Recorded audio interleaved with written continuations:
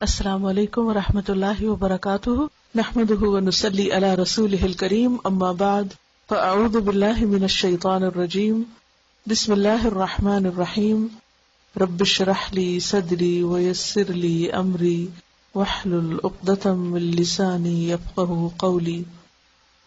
ہم ایک دفعہ سورۃ فاتحہ کی تلاوت سنتے ہیں اور اس کے بعد آپ اپنے سپارے کھول لیجیے۔ بسم اللہ الرحمن الرحیم۔ اللہ سبحانہ وتعالیٰ کا حکم ہے کہ قرآن مجید پڑھنے سے پہلے ہم اللہ کی پناہ میں اپنے آپ کو دے اور شیطان مردود جو وسوسے ڈالتا ہے دلوں میں، الذی یوسوس فی صدور الناس، اس سے بچنے کے لیے اپنے آپ کو ایک خاص حفاظت میں لائیں۔ اعوذ باللہ من الشیطان الرجیم پڑھے تو سب سے پہلے ہم اس کا ترجمہ دیکھتے ہیں۔ سورۃ النحل آیت 98 میں اللہ سبحانہ وتعالیٰ کا ارشاد ہے، فَإِذَا قَرَأْتَ الْقُرْآنَ فَاسْتَعِذْ بِاللَّهِ مِنَ الشَّيْطَانِ الرَّجِيمِ، جب تم قرآن کی تلاوت کرو تو شیطان مردود سے اللہ کی پناہ مانگ لو۔ پھر اسی طرح قرآن مجید پڑھنے کا ادب یہ ہے کہ اس سے پہلے بسم اللہ الرحمن الرحیم کو بھی پڑھا جائے، کیونکہ ہمیں کیا حکم ہے کہ ہر کام کا آغاز ہمیں بسم اللہ سے کرنا چاہیے۔ اسی لیے آپ دیکھتے ہیں کہ سوائے سورۃ التوبہ کے ہر سورت کے شروع میں بسم اللہ الرحمن الرحیم لکھی ہوتی۔ یہ یاد رکھیے کہ وہ سورت کا حصہ نہیں ہوتی، بسم اللہ الرحمن الرحیم الگ ایک مستقل آیت ہے۔ تو سورۃ الفاتحہ سے پہلے اعوذ باللہ من الشیطان الرجیم اور بسم اللہ الرحمن الرحیم دیکھیے۔ اعوذ میں پناہ لیتی ہوں، باللہ اللہ کی، من سے، الشیطان شیطان، الرجیم مردود دھتکارا ہوا، شیطان مردود سے بچنے کے لیے اللہ کی پناہ لیتی۔ تو لفظی ترجمہ کیسے لکھیں گے آپ اور سنائیں گے کیسے؟ ایک لفظ پڑھا اور اس کا ترجمہ، لفظ اور ترجمہ۔ اعوذ میں پناہ لیتی ہوں، باللہ اللہ کی، من سے، الشیطان شیطان، الرجیم مردود۔ میں پناہ لیتی ہوں اللہ کی شیطان مردود سے، اور بریکٹ میں آگے لکھیے بچنے کے لیے۔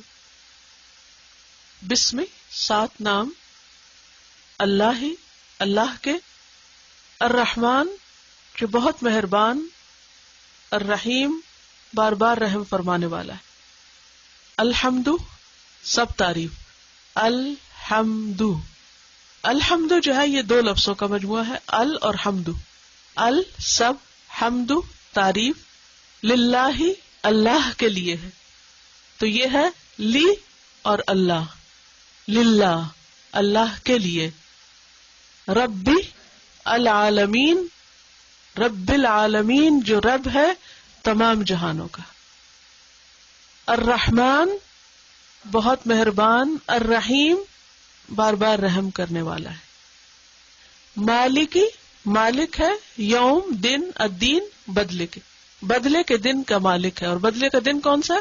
قیامت کا دن۔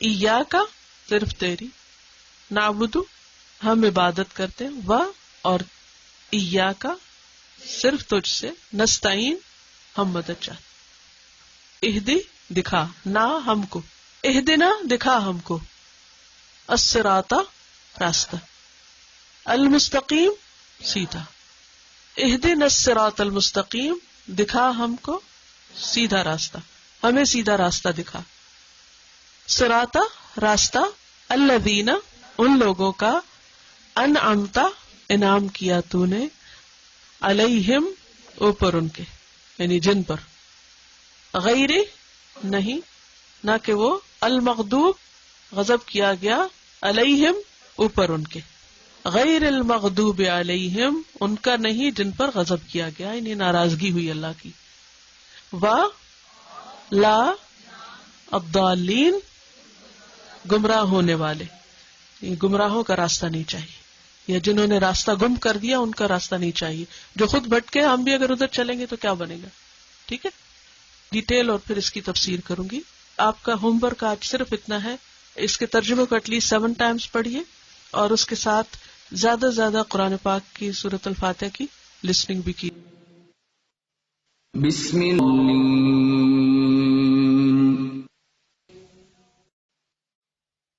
اللہ الرحمن الرحیم الحمد لله رب العالمين الرحمن الرحيم مالك يوم الدين إياك نعبد وإياك نستعين اهدنا الصراط المستقيم صراط الذين أنعمت عليهم غير المغضوب عليهم ولا الضالين آمين. سورۃ الفاتحہ ترتیب کے اعتبار سے قرآن مجید کی پہلی سورت ہے. فاتحہ کا لفظ فاتحہ سے ہے. فاتحہ کا معنی ہے کھولنے والی، آغاز، ابتدا، اوپننگ. اس سورت کو ام القرآن بھی کہا جاتا ہے، قرآن کی ماں. السبع المثانی بھی کہا جاتا ہے، 7 بار بار دہرائی جانے والی آیات، کیونکہ ہم دن میں سب سے زیادہ قرآن مجید کا یہی حصہ پڑھتے ہیں نمازوں وغیرہ میں. اسے شفا بھی کہا گیا. اس کو صلاۃ بھی کہا جاتا ہے، کیونکہ اس کے بغیر صلاۃ نہیں ہوتی، نماز نہیں ہوتی. بہت ہی برکت اور عظمت والی سورت ہے. حدیث میں آتا ہے عن ابن عباس قال بینما رسول اللہ صلی اللہ علیہ وسلم وعنده جبریل علیہ السلام اذ سمع نقیزا فوقه فرفع جبریل علیہ السلام بصره الى السماء فقال هذا باب قد فتح من السماء ما فتح قط قال فنزل منه ملك فأتى النبي صلی اللہ علیہ وسلم فقال ابشر بنورین اوتیتہما لم یؤتہما نبی قبلک فاتحۃ الکتاب وخواتیم سورۃ البقرہ لم تقرأ حرفا منہما الا اعطیتہ. حضرت عبداللہ بن عباس رضی اللہ عنہ سے روایت ہے، رسول اللہ صلی اللہ علیہ وسلم بیٹھے ہوئے تھے اور آپ کے پاس جبریل بیٹھے تھے. اتنے میں جبریل علیہ السلام نے آسمان کے اوپر دروازہ کھلنے کی آواز سنی تو انہوں نے اپنی آنکھ اوپر اٹھا کر دیکھا. پھر کہا یہ آسمان کا وہ دروازہ ہے جو کبھی نہیں کھلا تھا. پھر اس میں سے ایک فرشتہ اترا اور رسول اللہ صلی اللہ علیہ وسلم کے پاس آیا اور کہا مبارک ہو، آپ کو 2 نور وہ عطا ہوئے ہیں جو آپ سے پہلے کسی نبی کو نہیں دیے گئے.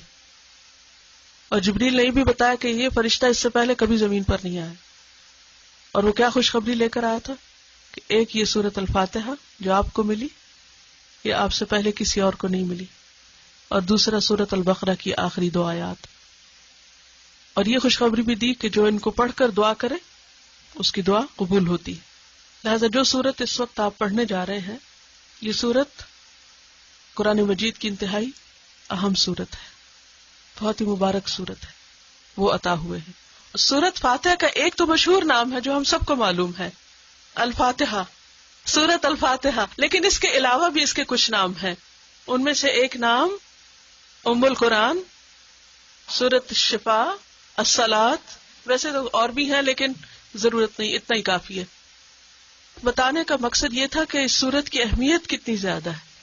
کب کس کے زیادہ نام رکھے جاتے ہیں؟ جب اس سے زیادہ پیار ہو. آپ نے بھی تجربہ کیا ہوگا. مجھے یاد ہے کہ میں اپنے بچوں کو ہر تھوڑے عرصے بعد ایک نئے نام سے پکارتی، تو ان کا اصلی نام تو وہی رہتا تھا، لیکن ہر تھوڑے دن کے بعد جو ان کی عادتیں بدلتی، جب بچے گرو کرتے نا تو نئی نئی شرارتیں کرتے، تو جو ان کی نئی شرارت آتی تو میں ایک نیا نام رکھ دیتی ان کا. تو اس سے مجھے احساس ہوا کہ یہ بھی ایک محبت کی علامت ہوتی ہے. تو سورۃ الفاتحہ کی جو عظمت ہے اور جو اس کا مقام ہے اور مرتبہ ہے، اس کی بنا پر اس کے سب سے زیادہ نام ہے دوسری سورتوں کے مقابلے میں. یہ صرف اس کی اہمیت کی وجہ سے. ٹھیک ہے. تو سورۃ الفاتحہ کتاب اللہ کی سب سے عظیم ترین سورت ہے، اور اس کی عظمت کی ایک وجہ یہ بھی ہے کہ اسے نماز میں پڑھنا فرض قرار دیا گیا ہے. اس کے بغیر نماز ہوتی نہیں. اگر کوئی شخص ساری نماز پڑھ لے لیکن سورۃ الفاتحہ نہ پڑھے تو اس کی نماز ہی نہیں، اس کو دوبارہ پڑھنی ہوگی. تو یہ نماز میں بھی ریڑھ کی ہڈی کی طرح، جیسے اگر انسان کی جو بیک بون ہے اگر اس کو کچھ ہو جائے تو انسان نہ کھڑا ہو سکتا نہ بیٹھ سکتا ہے، بالکل پیرالائز ہو جاتا ہے. تو اسی طرح ایسی نماز جس میں سورۃ الفاتحہ نہ ہو وہ نماز کیسی؟ جیسے پڑھی نہیں، جیسے ہے ہی نہیں. اور اس کو السبع المثانی بھی کہا جاتا ہے. اور السبع المثانی کا مطلب ہے بار بار دہرائی جانے والی آیات. کتنی دفعہ دہراتے ہیں ہم ان آیات کو؟ دن میں کتنی دفعہ پڑھتے ہیں سورۃ فاتحہ؟ کتنی دفعہ پڑھتے ہیں؟ 17 تو فرض ہیں، اور فجر کی 2 سنتیں بھی بہت ہی اہم ہیں. نبی صلی اللہ علیہ وسلم نہ ان کو کبھی سفر میں چھوڑتے تھے، نہ کبھی گھر میں، نہ بیماری میں، کسی حال میں فجر کی 2 سنتیں نہیں چھوڑتے تھے. تو 17 میں 2 اور ایڈ کر لیں تو کتنا ہو گیا؟ 17 + 2 19 ہو گئے. ایٹ لیسٹ 19 ٹائمز تو ہم پڑھتے ہی ہیں. لیکن ظاہر ہے کہ باقی سنتیں بھی بہت اہم ہیں، کیونکہ حدیث میں آتا ہے کہ جو شخص دن کی 12 سنتیں پوری کرے میں جنت میں اس کو گھر کی بشارت دیتا ہے. جنت میں گھر کا وعدہ ہے اس شخص کے لیے. ہم سب گھر چاہتے ہیں. ہر عورت کو گھر بنانے کا شوق ہوتا ہے، گھر خریدنے کا شوق ہوتا ہے. سب کو ہے یہ؟ کوئی نہیں، سب کو ہوتا ہے. ان کو فطری شوق ہے. اور یہ تو پرندوں میں بھی ہوتا ہے، جانوروں میں بھی ہوتا ہے، اس سے کوئی بری بات نہیں ہے. اور گھر بھی کیسا بنانے کا شوق ہوتا ہے؟ خوبصورت ترین. تو کوئی گھر جنت سے زیادہ خوبصورت نہیں. اور جب ایک وعدہ ہے، پرومس ہے کہ اگر تم یہ 12 پوری کر لو تو تمہیں یہ مل جائے گا، تو ہم اس کے لیے سستی کر جاتے ہیں، ادھر ادھر ہو جاتے ہیں. وہ فرض پورا ہو گیا، کافی ہے، اتنا بھی کافی ہے، اس سے زیادہ کیا.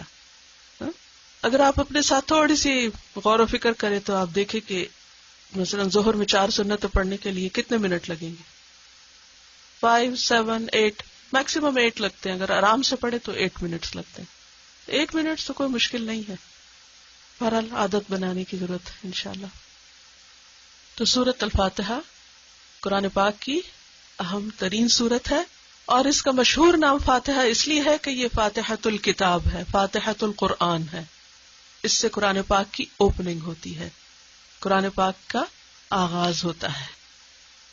بسم اللہ الرحمن الرحیم. الحمد للہ رب العالمین. الحمد، حمد الگ ہے، الگ ہے. عربی زبان میں ال کا بھی معنی ہوتا ہے، اور ال کئی ایک معنوں میں استعمال ہوتا ہے. لیکن عام طور پر ال جو ہے وہ کسی کامن ناؤن کو پراپر ناؤن بناتا ہے، یعنی کسی عام کو خاص بنا دیتا ہے، نکرہ کو معرفہ کر دیتا ہے، خاص کا معنی دیتا ہے. جیسے انگریزی میں دا کا لفظ، جیسے بک اینڈ دی بک. اور حمد جو ہے ہا میم دال، حمد. حمد کہتے ہیں تعریف کو. تعریف کے لیے ایک اور لفظ بھی استعمال ہوتا ہے، مدح، میم دال ہے. مدح کس کو کہتے ہیں؟ تعریف کو، جو عام طور پر کس کے لیے ہوتی؟ مخلوق کے لیے ہوتی ہے. حمد اللہ کے لیے ہوتی ہے، لیکن مدح مخلوق کے لیے ہوتی ہے. عموماً لوگ بادشاہوں کی تعریف میں قصیدے لکھتے تھے، تو دونوں میں تھوڑا فرق ہے. حمد کسی کے کمال کی تعریف کرنا ہوتا ہے. حمد صرف اس کے لیے ہوتی ہے جس میں پرفیکشن ہوتی، اور پرفیکشن صرف اور صرف اللہ کے لیے. اس لیے الحمد بھی کس کے لیے ہے؟ اللہ کے لیے. اور پرفیکشن کے ساتھ یہ کہ اس تعریف میں محبت اور تعظیم بھی ہوتی ہے. محبت کا معنی کیا ہے؟ لو اینڈ تعظیم، رسپیکٹ، کسی کو بڑا سمجھنا. تو حمد کا کیا معنی ہوا؟ تعریف کس پر؟ اس کی پرفیکشن پر. کیسی تعریف؟ جس میں کیا ہو؟ محبت اور تعظیم ہو، رسپیکٹ ہو. اس کو کہتے ہیں حمد. کس کے لیے؟ للہ، اللہ کے لیے.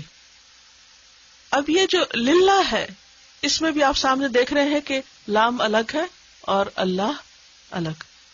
عربی زبان میں حروف کے بھی معنی ہوتے ہیں. حروف میں لیٹرز، جیسے الف با تا تھا، آج آپ نے پڑھا نا.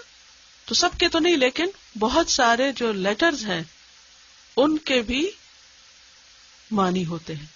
تو لام کا مطلب ہے کے لیے، فور. اللہ ہی اللہ.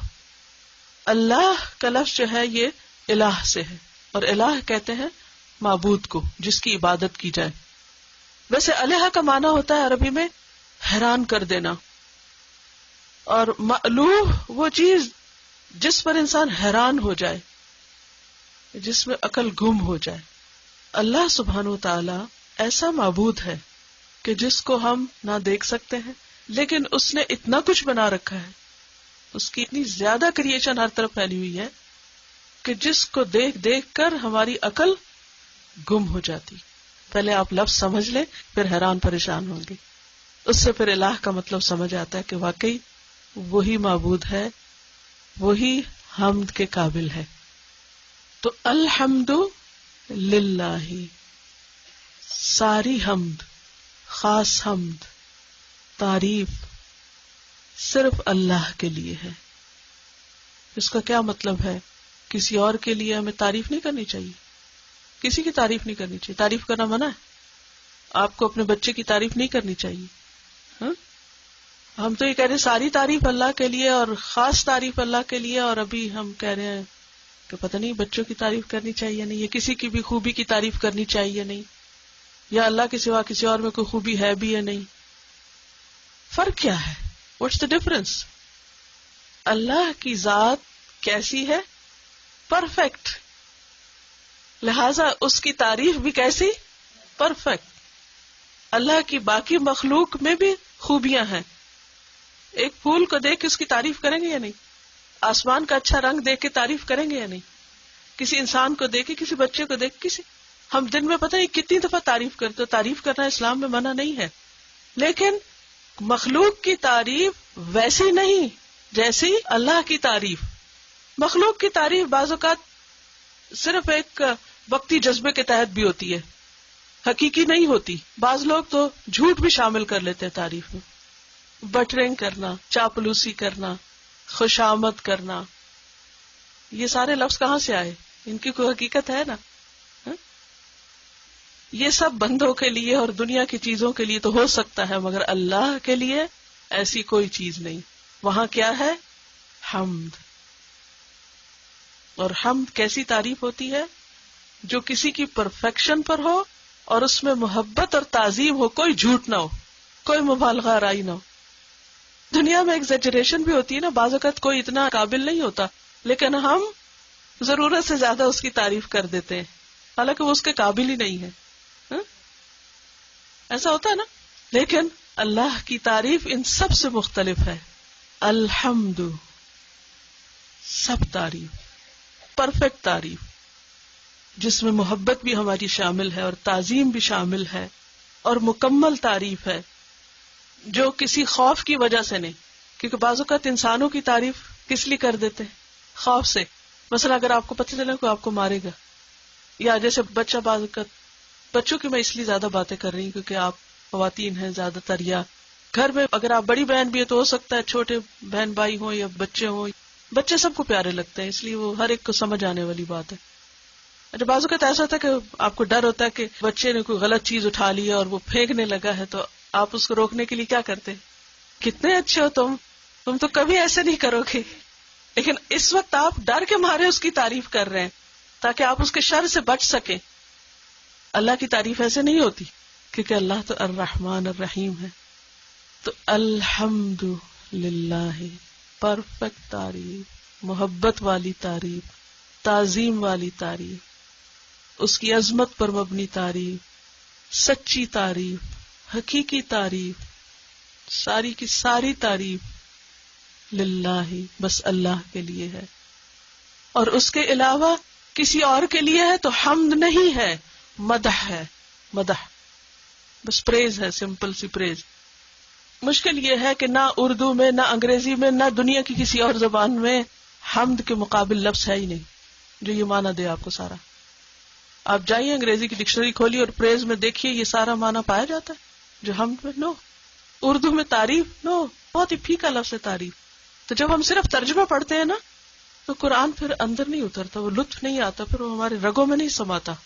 اس لیے ضروری ہے الفاظ کی گہرائی میں جانا. What does it mean?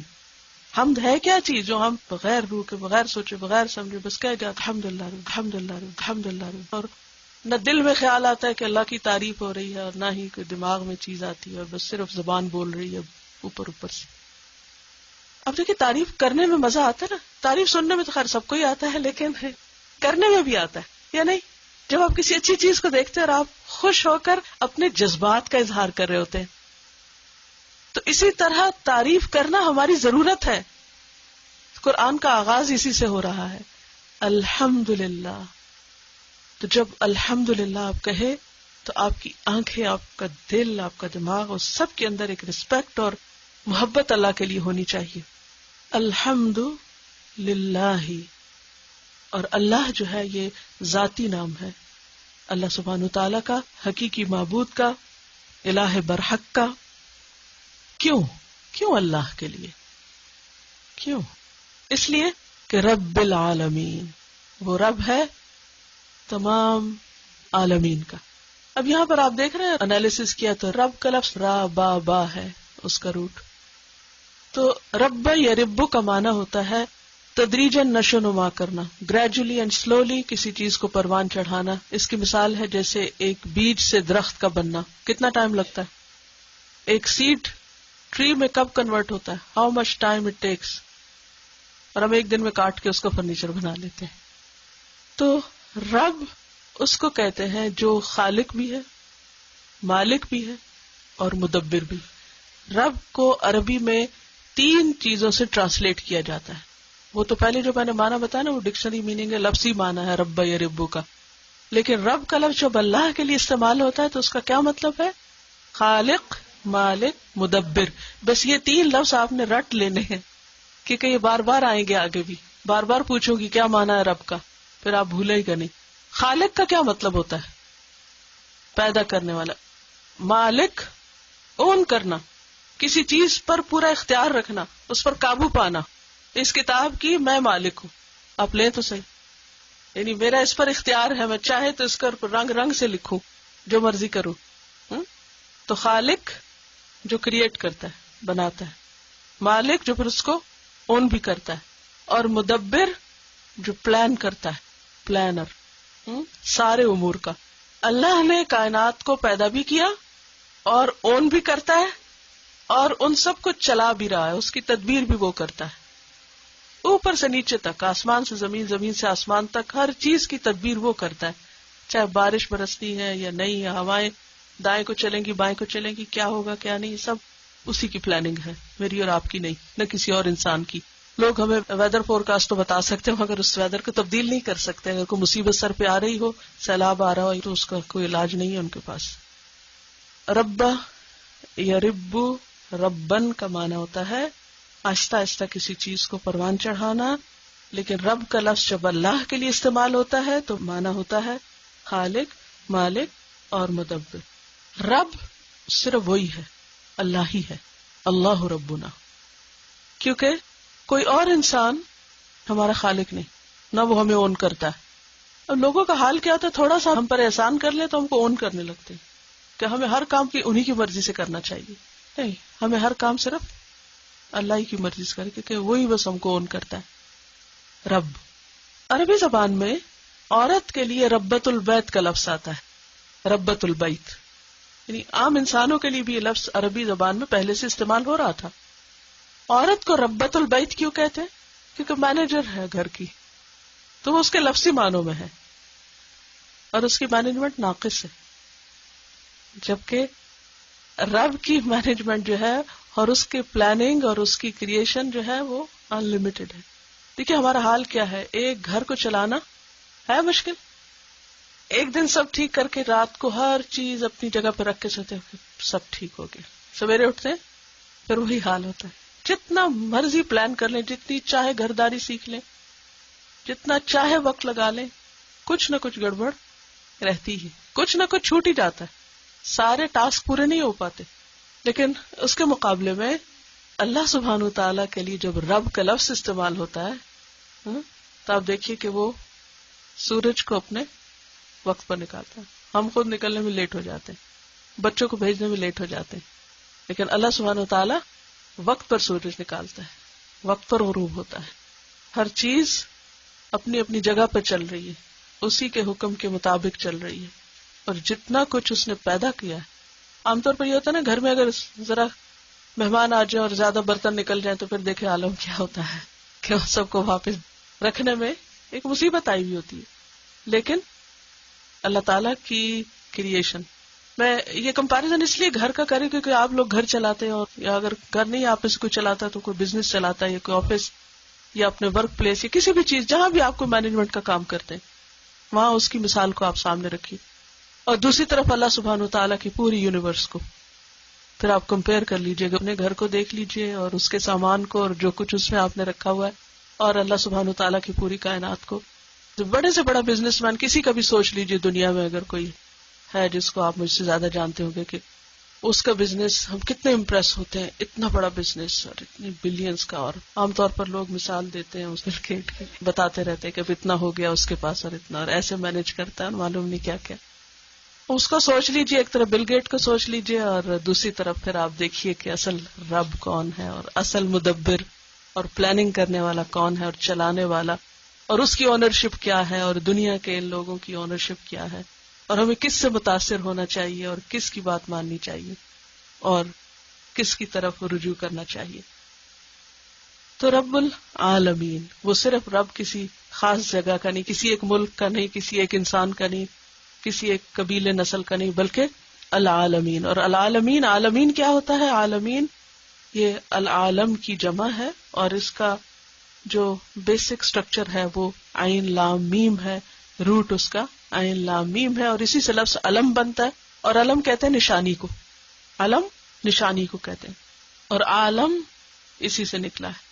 ہر وہ مخلوق جو اللہ کے وجود اور اس کی معرفت کی طرف ہماری رہنمائی کرے. عالم کیا چیز ہے؟ ہر وہ چیز، اللہ کی ہر وہ کریشن، چاہے وہ ہمارا سیل ہی کیوں نہیں، چھوٹے سے چھوٹی چیز، یا کوئی سورج کو لے لیجیے، درخت کو لے لیجیے، آسمان کو لے لیجیے، اللہ کی کریشن کی ہر چیز کیا ہے؟ علم، جس سے ہمیں کیا پتہ چلتا ہے؟ کریٹر کا پتہ چلتا ہے. تو علم نشانی جو ہمیں کریٹر کی طرف رہنمائی کرے، اس کی پہچان کرائے. تو اللہ کے سوا باقی ساری چیزیں کیا ہے؟ عالم ہے. کریٹر ایک ہے اور باقی ساری اس کی کریشن ہے. تو اس کی کریشن میں سے جو بھی کوئی چیز ہم کو نظر آتی ہے جس سے ہمیں اس کی پہچان ہوتی ہے یا جو ہمیں اس کی طرف لے جاتی ہے، ویسے تو ہر چیز ہی لے جاتی ہے، الگ بات ہم کو نظر نہ آئے، تو وہ سب کیا ہے؟ عالم ہے. سمجھ آئی کیا ہے عالم؟ عالم کا چلیے عالمین کا سنگولر کیا ہے؟ عالم. عالم کا روٹ کیا ہے؟ عین لام میم. عین لام میم سے علم بنتا ہے. علم کس کو کہتے ہیں؟ نشانی. آپ نے اردو میں بھی علم کا لفظ جھنڈے کے لیے سنا ہوگا، استعمال ہوتا ہے. وہ کس لیے ہوتا ہے؟ جھنڈا کیوں اٹھاتے ہیں لوگ؟ نشانی. بس اب یاد رہے گا آپ کو. تو علم، عالم، نشانیاں جس سے کیا پتا چلے؟ خالق کا پتا چلے. اور مراد اس سے کیا ہے؟ ساری کریشن. تو رب العالمین وہ جو خالق ہے ساری یونیورس کا، اس سب کو اون بھی کرتا ہے اور پھر ان سب کی پلاننگ بھی اس کو چلا بھی رہا ہے. اب آپ دیکھیے، میرا سوال آپ سے یہ ہے کہ اللہ کی تعریف کیوں کی جائے؟ الحمدللہ کیوں؟ اس لیے کہ وہ رب العالمین ہے. ہر چیز کو اس نے پیدا کیا، کسی اور نے کیا ہو. آپ کہیں گے نہیں میں نے بھی فلاں چیز بنائی ہے، فلاں چیز لکھا ہے، میں کھانا بنا سکتی ہوں، میں کپڑا سی سکتی ہوں، فلاں بہت کریٹو ہے. یہ کتنا زیادہ استعمال ہوتا ہے. شی از ویری کریٹو، روز نئی نئی چیزیں بناتی ہے. She is creative in making food, creative writing, creative پتہ نہیں کیا کچھ. تو انسان بھی کریٹو ہو سکتا ہے، کریٹو ہو سکتا ہے، مگر ناقص ہے. اس کی کریشن میں نقص ہے. اس کی کریشن اوریجنل نہیں ہے. ہم عموماً کریٹو چیز کہتے ہیں اوریجنل ہو، حالانکہ اوریجنل کچھ بھی نہیں. اگر کسی نے کوئی نئی ریسیپی ایجاد کر لی تو وہ جو انگریڈینٹس ہیں وہ کہاں سے آئے؟ وہ تو اس نے خود نہیں اگائے یا بنائے، وہ تو ریڈی میڈ ہی لی ہے نا چیزیں. تو صرف کسی چیز کو نئے طریقے سے مکس کرنے کا نام کریٹیوٹی ہو گیا، یا کوئی ایک نیا اچھوتا خیال لے آنے کا نام کریٹیوٹی ہے؟ نہیں. اصل کریٹر وہ ہے جو اوریجنیٹر بھی ہے. اور کریٹر وہ ہوتا ہے جو کچھ نہ سے کچھ بنائے، کچھ چیزوں سے کچھ اور بنا لینا یہ کریٹو ہونا نہیں ہے. میری بات سمجھ میں آ رہی؟ دنیا میں جتنے بھی کریٹر ہیں وہ دراصل اللہ کی کریشن کو اسمبل کر رہے ہیں. بس ان کو نیا نیا شکل دیتے، بس شیپ دیتے رہتے ہیں، اسمبل کرتے رہتے ہیں، کچھ سے کچھ ملاتے، کبھی ادھر ملا دیتے، پھر ان کو ادھر کہیں اور ملا دیتے، پھر کچھ اور بنا لیتے ہیں. بس یہ کچھ کر رہے ہیں. یہ کریٹر ہونا نہیں ہے اور یہ کریٹو ہونا ایکچولی نہیں ہے. تو سب تعریف اللہ کے لیے، کیونکہ وہ رب العالمین ہے، ہر چیز اسی نے بنائی ہے، اس لیے سب سے زیادہ تعریف اسی کی. اس سے ایک بات یہ پتہ چلتی ہے کہ اللہ کے علاوہ جو بھی ہے، چاہے وہ پیغمبر ہیں، چاہے فرشتے ہیں، چاہے اولیاء اللہ ہیں، وہ سب بھی اللہ ہی کے بنائے ہوئے ہیں. وہ اللہ کے شریک نہیں ہیں، اللہ کے مقابل نہیں ہیں، اور اللہ کے محتاج ہیں. یا ایھا الناس انتم الفقراء الی اللہ، اے لوگو تم سب اللہ کے محتاج ہو. تو الحمدللہ رب العالمین، سب تعریف اللہ کے لیے ہے جو رب ہے تمام جہانوں کا. اور رب ہونے کے باوجود وہ کیا ہے؟ الرحمن الرحیم.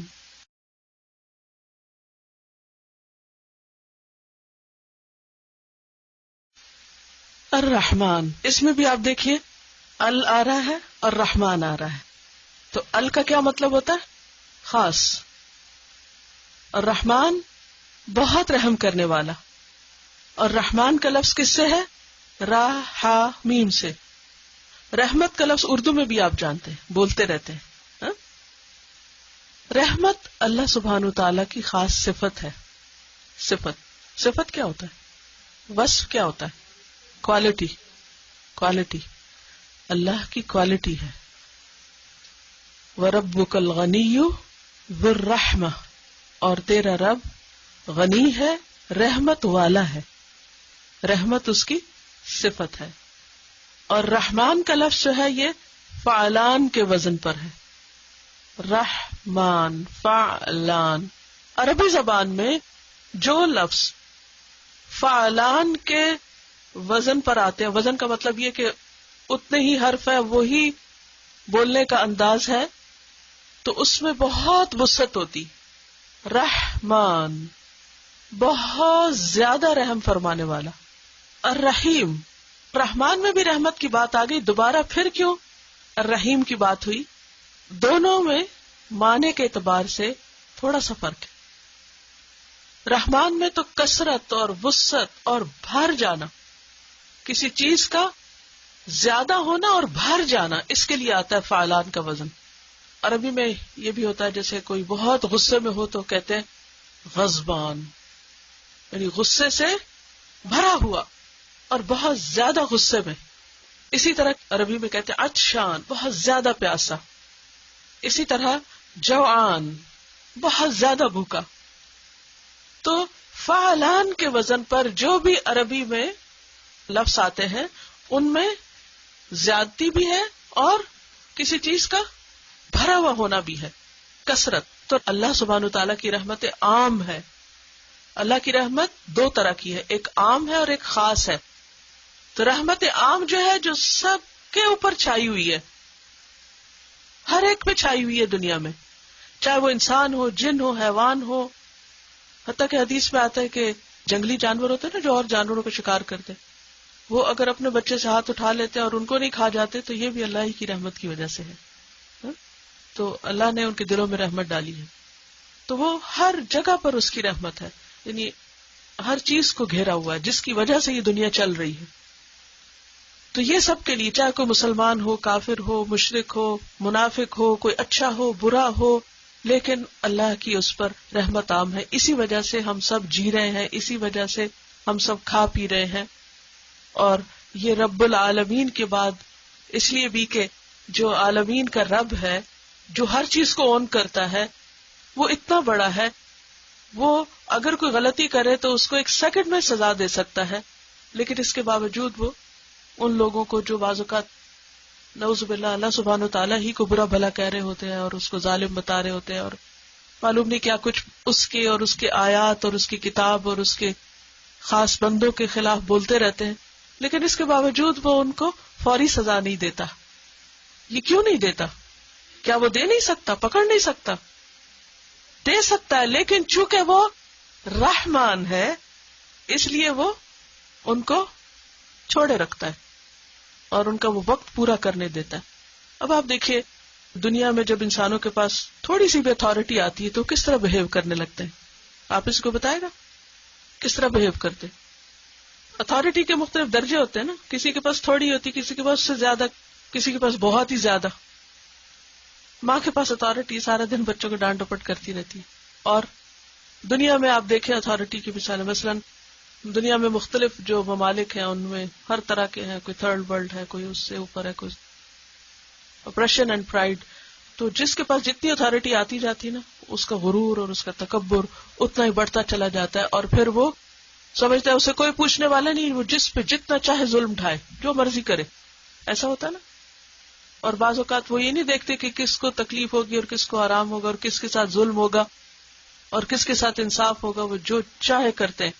لیکن اللہ سبحانہ وتعالی ایسا نہیں کرتا. آپ دیکھیں کہ جن لوگوں کے پاس طاقت اور قوت ہوتی ہے، جب انہیں پتہ چلتا ہے کہ فلاں ہمارے خلاف ہے تو وہ کیا کرتے ہیں؟ فوراً پکڑنے کی کرتے ہیں.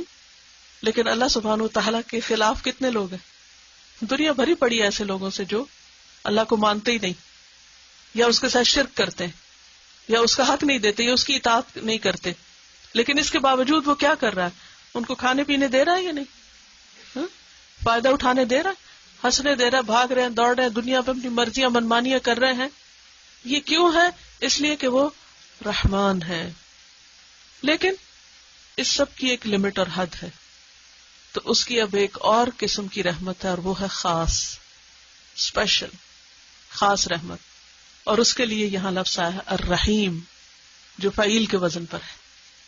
اور رحیم کا مطلب ہوتا ہے بار بار اور مسلسل رحمت کرنا، ہمیشہ رحمت کرنا. اور یہ ہمیشہ کی رحمت پھر اس کے صرف فرما بردار بندوں کے لیے ہوگی. اللہ سبحانہ و تعالیٰ کی رحمت کے 100 حصے، جس میں سے ایک صرف دنیا میں ہے اور 99 قیامت کے دن. لیکن یہ 99 ان کے لیے اب رہ جائیں گے جو اس پر ایمان لاتے، جو اس کو مانتے، جو اس کی اطاعت کرتے، لیکن پھر غلطیاں کرتے. تو وہ اپنی رحمت کے ساتھ ان کو معاف کرے گا، اور باوجود اس کے کہ ان کے اندر غلطیاں ہوں گی پھر بھی ان کو معاف کر کے ان کو جنت میں داخل کرے گا. تو یہ ہوتا ہے الرحیم. تو کیا فرق ہے دونوں میں؟ دونوں کے اندر آپ دیکھیں روٹ ایک ہی ہے، را ہا میم ایک ہی ہے نا. کیا کیا باتیں پتہ چلی؟ نمبر 1 کہ رحمت اللہ کی صفت. نمبر 2 رحمت کی 2 قسمیں، رحمت خاص اور رحمت عام. نمبر 3 رحمت کے 100 حصے، ایک دنیا میں 99 آخرت میں. نمبر 4 اس کی رحمت دنیا میں سب کے لیے عام ہے، لیکن قیامت کے دن کس کے لیے خاص ہوگی؟ ایمان والوں کے لیے. تو الرحیم وہ مسلسل رحم کرتا رہے گا آخر تک. کس پر؟ ایمان والوں پر. اللہ کی تعریف کیوں؟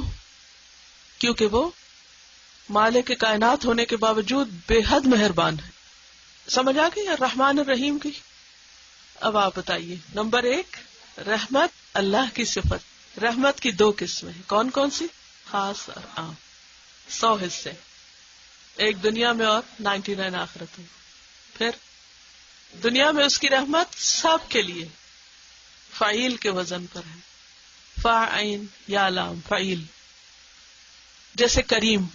آئی نو کہ اٹس قبل از وقت اور ٹو ارلی کہ اس طرح کی باتیں میں آپ سے کروں، لیکن بات یہ ہے کہ اس کے بغیر پھر وہ غور و فکر ہو نہیں سکتا. اور اتنے لفظ آپ کو آتے بھی ہیں. مثلا کریم آتا ہے، سب کو معلوم ہے نا کریم لفظ. عظیم. کوئی اور لفظ بتائیے فعیل کے وزن پر. آپ پڑھتے ہیں شاعری؟ اوکے. شعر جب پڑھتے ہیں تو اس کے آخر میں کیا ہوتا ہے؟ رائم ہوتی ہے نا، وزن ہوتا ہے نا، وزن.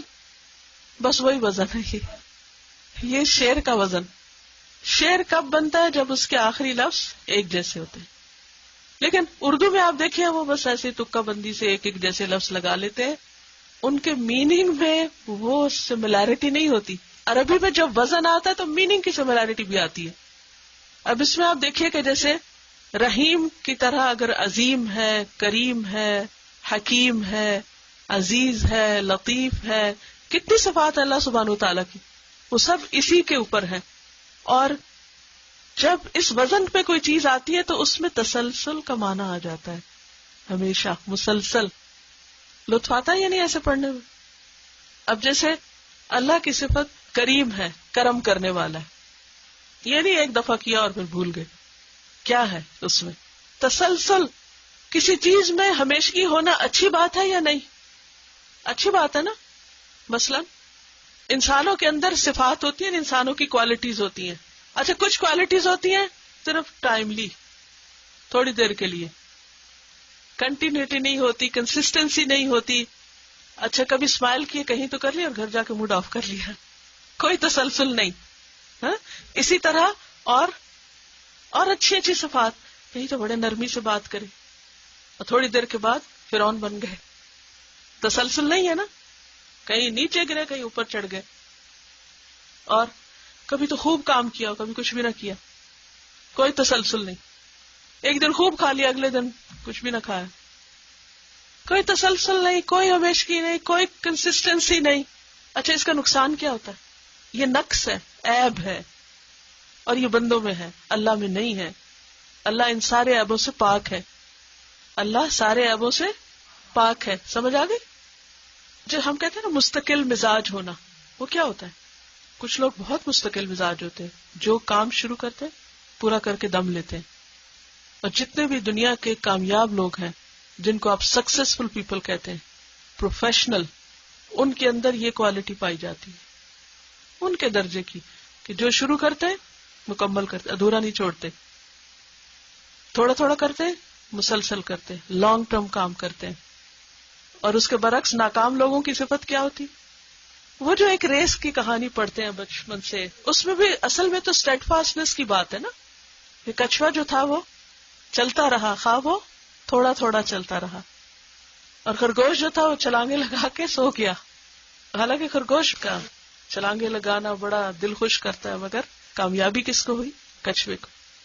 اس میں ہمارے لیے بہت بڑا سبق ہے. جیسے اب قرآن پاک آپ نے شروع کیا نا، تو یہ نہیں کہ ایک دو دن تو بہت جذبے جوش سے آنا اس کے بعد بند کر کے رکھ دینا، نہیں، اس کو تھوڑا تھوڑا تھوڑا مگر کمپلیٹ کرنا انشاءاللہ.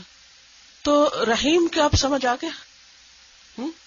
رحم مسلسل، تسلسل کے ساتھ، اینڈ تک.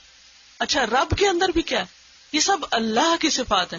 الحمدللہ ہم نے کہہ دیا نا، تو مین جو ہمارا فوکس ہے وہ اللہ پر ہے.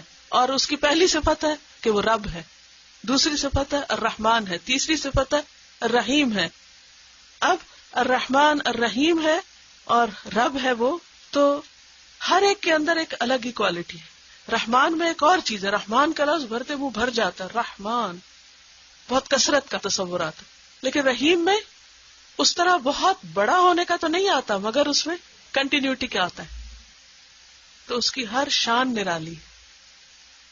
مالک یوم الدین، مالک، سوچئے مالک کون ہوتا؟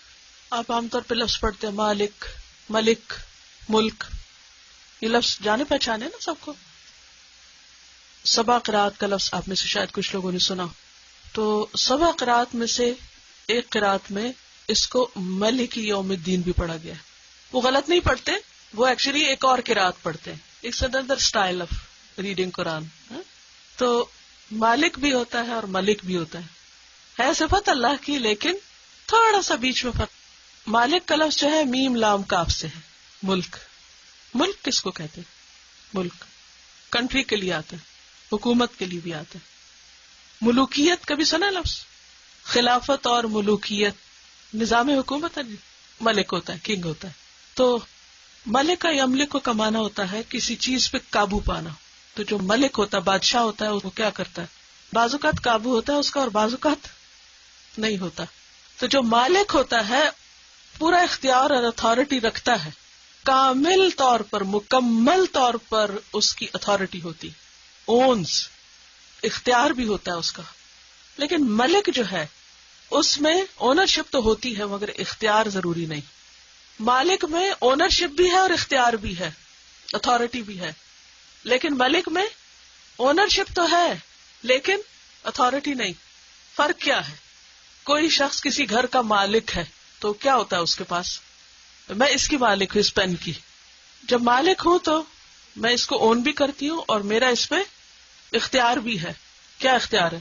چاہوں تو لکھوں، چاہوں تو بند کر دوں، چاہوں تو پھینک دوں، چاہے تو کسی کو تحفے میں دے، جو مرضی کروں. یہ اختیار ہے. مالک کون ہوتا ہے؟ جو مالک بھی ہوتا ہے، اون بھی کرتا ہے اور اتھارٹی بھی رکھتا ہے.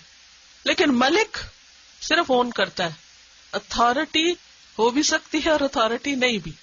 اب آپ دیکھیں کہ بہت سے ممالک ایسے اب بھی کہ جن میں ڈیموکریسی کے علاوہ وہاں پر کنگ یا کوئین کا وجود بھی ہوتا ہے.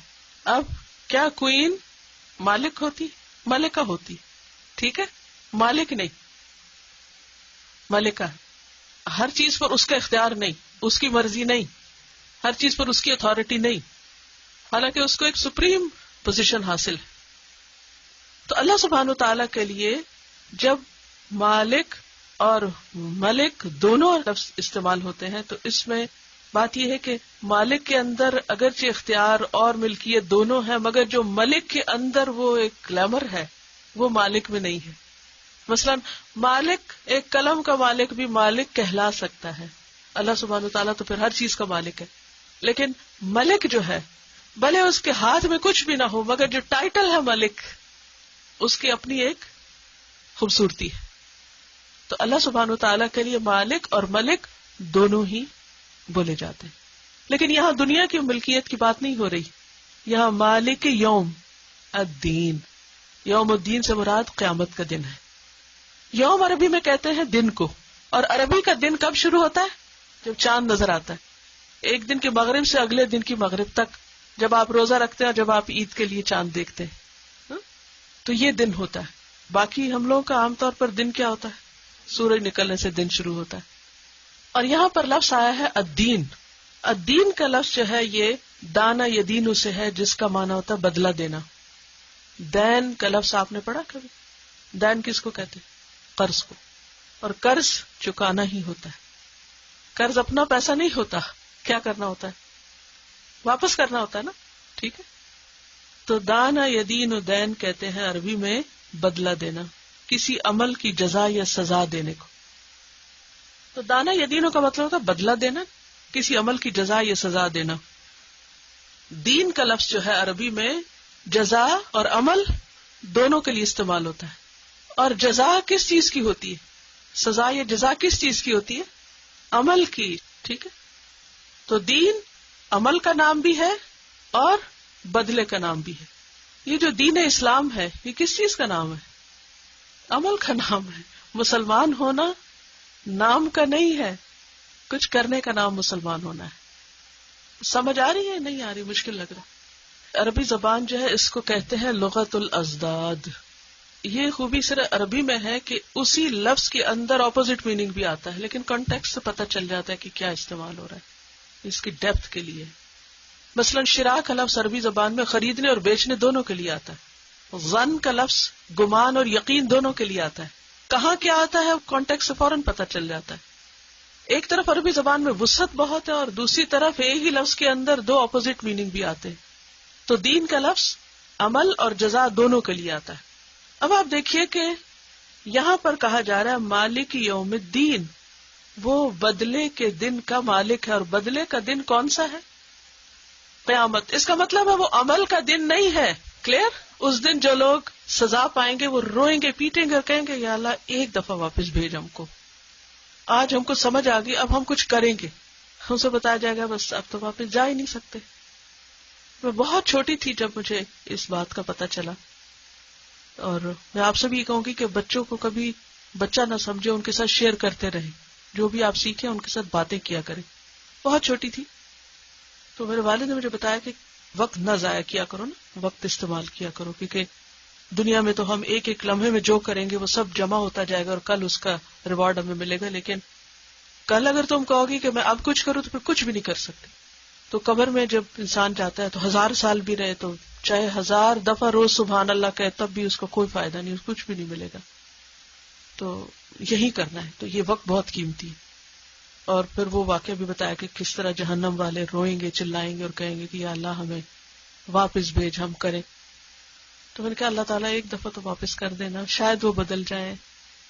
میں بہت دیر سوچتی رہی، پھر واپس نہیں جا سکیں گے، واپس نہیں، واپس نہیں، واپس نہیں. یہ چیز چپک گئی میرے دماغ سے کہ واپس نہیں، عمل نہیں، وہاں کام نہیں کر سکتے. صرف بدلہ ہے، جو آج کر رہے ہیں بس وہی ملے گا کل. لہٰذا ہمیں آج کام کرنا ہے. تو دین کا ایک معنی کیا ہے؟ عمل. اگر دین کو ہم دنیا کے سینس میں لیں تو مطلب کیا ہے؟ ہمیں کیا کرنا ہے؟ عمل کرنا ہے، کام کرنا ہے، کام کام کام. اور کل بدلا بدلا بدلا. دوسرا معنی ہے دین بدلا. تو قیامت کا دن، یوم الدین ملا کے پڑھیے آپ، ٹھیک ہے؟ تو یہاں پر کانٹیکسٹ میں کیا پتا چل رہا ہے کہ یوم الدین سے مراد عمل کا دن نہیں ہے. کون سا دن ہے؟ بدلے کا دن ہے، یعنی قیامت کا دن ہے. قیامت کے دن صرف بدلہ ہے. یہاں صرف معنی کیا جائے گا بدلے کا، ٹھیک ہے؟ بدلے کا دن. اور بدلے کا دن کون سا ہے؟ قیامت کا دن. مالک یوم الدین، یوم الدین کا مالک ہے، بدلے کے دن کا مالک ہے. صرف وہی مالک ہے، کوئی اور نہیں. کیونکہ قرآن مجید میں آتا ہے لِيُنذِرَ يَوْمَ الطَّلَاقِ يَوْمَ هُمْ بَارِزُونَ لَا يَخْفَى عَلَى اللَّهِ مِنْهُمْ شَيْءٌ لِمَنِ الْمُلْكُ الْيَوْمِ لِلَّهِ الْوَاحِدِ الْقَهَّارِ الْيَوْمَ تُجْزَى كُلُّ نَفْسٍ بِمَا كَسَبَتْ لَا ظُلْمَ الْيَوْمِ إِنَّ اللَّهَ سَرِيعُ الْحِسَابِ.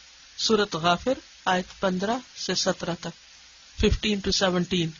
گھر جا کے آیت نکال کے ترجمہ بھی لکھ لیجئے، اب اس وقت لمبا ہو جائے گا.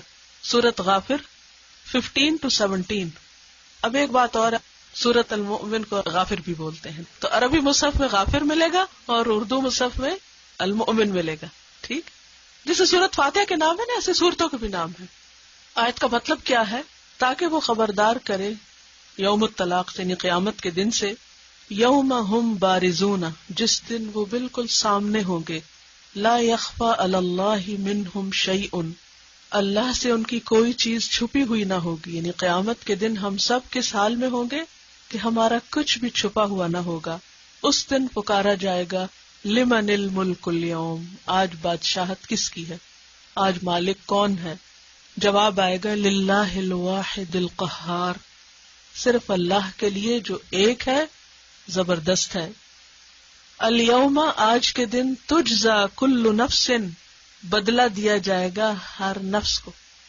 اب آپ نے جو سوال کیا تھا کہ دین کا معنی ہم یہاں بدلہ کیوں کر رہے ہیں جبکہ عمل بھی معنی ہے، تو اس کی وضاحت ہمیں اس آیت سے ہوتی کہ یہاں دین کا معنی جزا ہے. کیونکہ الیوم، آج کے دن، تجزا کل نفس، ہر نفس کو جزا ملے گی، بما کسبت، جو بھی اس نے کام کیے، لا ظلم اليوم، آج کسی پہ ظلم نہ ہوگا، ان اللہ سریع الحساب، بے شک اللہ جلد لینے والا ہے حساب، حساب بہت جلدی کر لے گا. حدیث میں آتا ہے کہ دنیا کے دن کے ظہر کے وقت تک سب انسانوں کا حساب پورا ہو جائے گا، اتنی تیزی سے حساب ہوگا. آج ہمارے تیز سے تیز ترین کمپیوٹر کتنی تیزی سے کیلکولیشنز کرتے ہیں، کچھ بھی نہیں اس کے مقابلے میں جو قیامت کے دن ہر ایک کے زندگی کے ایک ایک لمحے میں جو جو کچھ اس نے کیا سب کی کیلکولیشن ہو جائے گی. ہر چیز کو گن کے رکھ دیا جائے گا، کتنے سچ بولے، کتنے جھوٹ بولے، کتنی خیانت کی، کتنا دھوکہ دیا، کیا کتنی نمازیں پڑھی، کتنی نہیں پڑھی، کتنی کس کوالٹی کی تھی. اتنی تیز سپیڈ سے حساب ہوگا کہ پوری کی پوری مخلوق جو اول سے آخر تک ہے ان سب کا آدھے دن میں اللہ حساب کر کے ختم کر دے گا. اوکے جاؤ جہاں جہاں جانا ہے. اب ہو سکتا ہے آپ سوچے کہ تو 50,000 سال کا ہم نے سوچا تھا، وہ حساب میں 50,000 نہیں لگیں گے، وہ انتظار میں ہوں گے. اصل میں وہ مالک ہے، جیسے کسی کے ساتھ چاہے معاملہ کرے، باقی سب مملوک ہیں.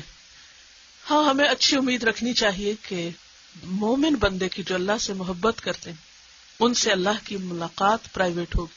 اللہ تعالیٰ چھپا کے ان سے بات کرے گا اور ان کو نہیں دیکھنے دے گا کیا بات ہو رہی ہے. اور پھر اللہ تعالیٰ فرمائے گا میں نے دنیا میں تجھے ڈھانپا تھا نا، جب اللہ تعالیٰ اس کو کھولے گا اتنا کچھ تو بندہ سمجھے گا میں ہلاک ہونے لگا، میں بچ ہی نہیں سکتا، اتنے گناہ کیے میں نے. تو اس وقت جس کو اللہ معاف کرنا چاہے گا تو اللہ تعالیٰ فرمائے گا میں نے تجھے دنیا میں بھی ڈھانپا تھا، تیرے عیبوں پہ پردہ ڈالا، تو یہ غلطی کی تھی نا، یہ بھی کوئی نہ نہیں کرے گا، جو کیا ہوگا سب مان جائیں گے. پھر اللہ تعالیٰ کہے گا جاؤ اب بھی ڈھانپتا ہوں، چھپا کے واپس. لیکن کسی کے پاس کوئی گارنٹی نہیں، کیونکہ مالک وہ ہے. مالک یوم الدین کا مطلب یہ کہ سب اس کے ہاتھ میں.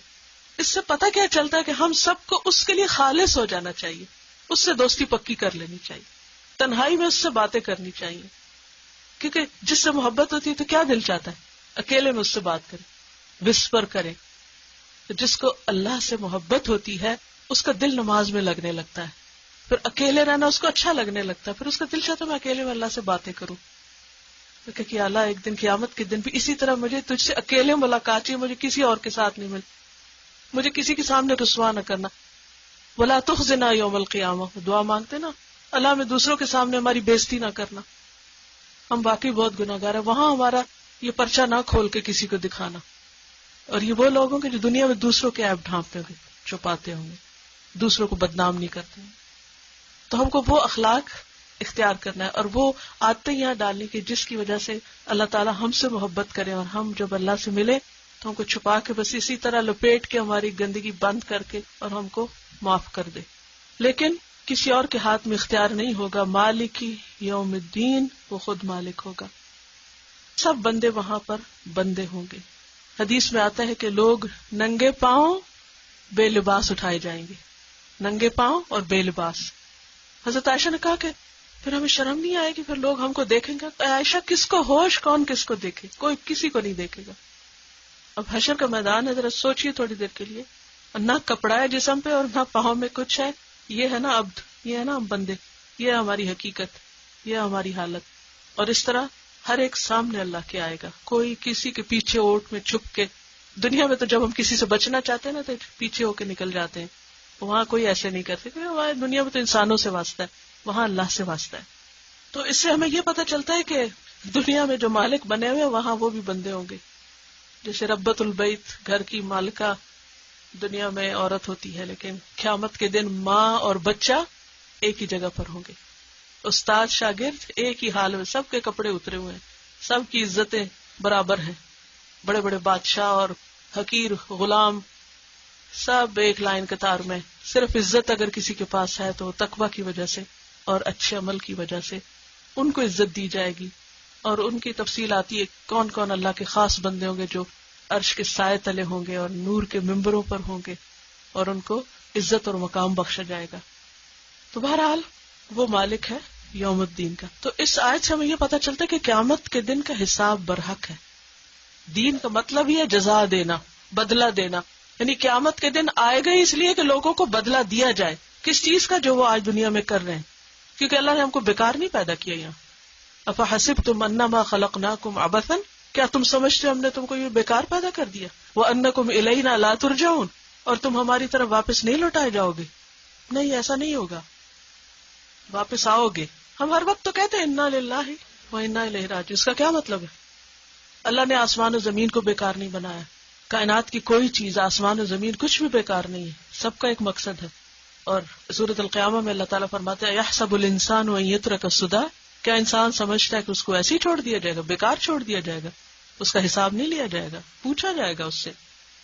اور سورۃ انشقاق آیت 6 میں آتا ہے یا ایھا الانسان انک کادح الی ربک کدحا فملاقیہ، اے انسان تو آہستہ آہستہ اپنے رب کی طرف جا رہا ہے، کشاں کشاں. ہر قدم ہمارا کس طرف جا رہا ہے؟ زندگی کا ہر دن کس طرف جا رہا ہے؟ اللہ کی طرف. فملاقیہ، پھر اس سے ملو گے تم، ملاقات ہونے والی. ہر ایک کو ملاقات کرنا ہے. کچھ تو ملاقات کریں گے خوش ہو جائیں گے اور کچھ ملاقات کریں گے شرمندہ ہوں گے. اللہ تعالیٰ کہ اتنا کچھ تجھے دیا تھا، تیرے پاس اتنا وقت نہیں تھا کہ تو میرے سے ملاقات کی تیاری کرتا. مالک یوم الدین. اور ایا کا بھی دراصل دو لفظ ہیں، ایا اور کا ون لیٹر ہے لیکن پورا معنی دیتا ہے. کا مطلب ہوتا ہے یورس، اور ایا کا لفظ آیا ہے اونلی کے معنوں میں، ایک طرح سے اس کو مزید خاص کرنے کے لیے. اور نعبدو، ہم عبادت کرتے ہیں. واہ اور ایا کا صرف تجھ سے. نستعین، ہم مدد چاہتے ہیں. نعبدو کا لفظ جو ہے یہ عبد یعبدو سے ہے اور اس سے لفظ عبادت بنا ہے. اور عبادت کا لفظ ہم سب بولتے ہیں. عین بے دال اس کا روٹ ہے. عبودیت کہتے ہیں عجز و انکساری کا اظہار کرنا، اپنی ہیوملیشن کا اظہار کرنا، اپنی کمزوری کا اظہار کرنا، عبودیہ کس کو کہتے ہیں؟ اپنی کمزوری، عاجزی، انکساری اور اپنی کم مائگی کا اظہار کرنا، بتانا کہ ہم کیا ہیں. بہت بڑی چیز. ویسے ہم سارا دن کیا پروو کرتے رہتے، بالکل اپوزٹ ہی کر رہے ہوتے ہیں. بہرحال عبادت کہتے ہیں اپنی کمزوری کا اظہار کرنا، اپنی عاجزی کا اظہار کرنا. یہ لفظی معنی ہے، لٹرل میننگ. عربی میں عبادت کہتے ہیں اللہ کے لیے عاجزی کا اظہار، التذلل للہ عز وجل، لیکن محبت اور تعظیم کے ساتھ. ٹھیک ہے. دیکھیے ہم سب عبادت کے لیے پیدا ہوئے ہیں. ہم سب کو عبادت کا مطلب آنا چاہیے کہ what is عبادت. تو اب آپ پہلے مجھ کو بتائیں گے، پھر میں آگے چلوں. I want to make sure کہ آپ کو سمجھ آ گیا. عبادت کا لفظ کس سے نکلا ہے؟ عین با دال سے. عبد. عبد کس کو کہتے ہیں؟ غلام کو، بندے کو. عبودیت کس کو کہتے ہیں؟ اپنی عاجزی کا اظہار کرنا. اور عبادت اسلامی اصطلاح میں کیا ہے؟ کیا کرنا؟ اللہ کے لیے اپنی عاجزی کا اظہار کرنا. اسی لیے ہم نماز میں کیا کرتے ہیں؟ کیسے کرتے ہیں اپنی عاجزی کا اظہار؟ ماتھا زمین پر رکھ دیتے ہیں. تو یہ کیا ہے؟ اظہار ہے نا. کس کا؟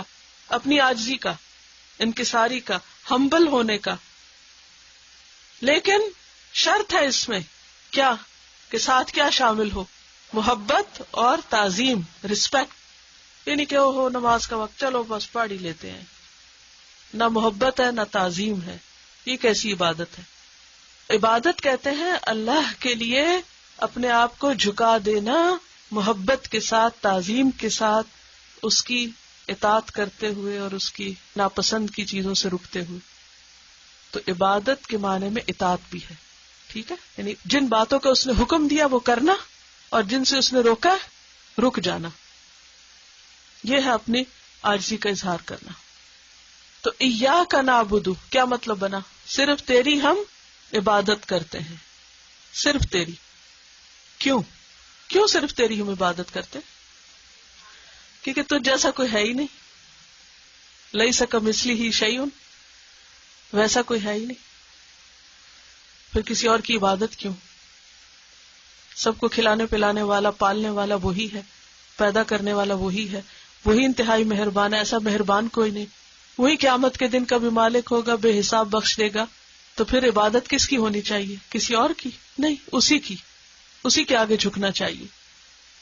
ایاک نعبد. لیکن یہ مشکل کام ہے نا.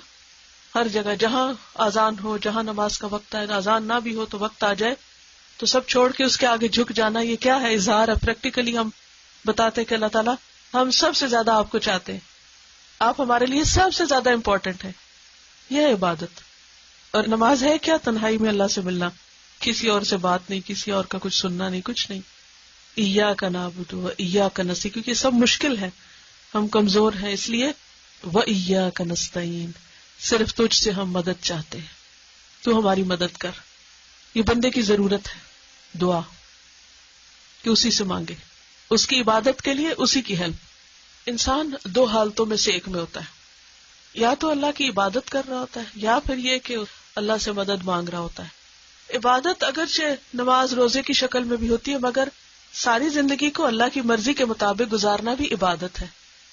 اچھا، جب ہم سے وہ نہیں ہو پا رہا ہوتا تو پھر ہم کیا کر رہے ہوتے ہیں؟ پریشان ہو رہے ہوتے ہیں نا.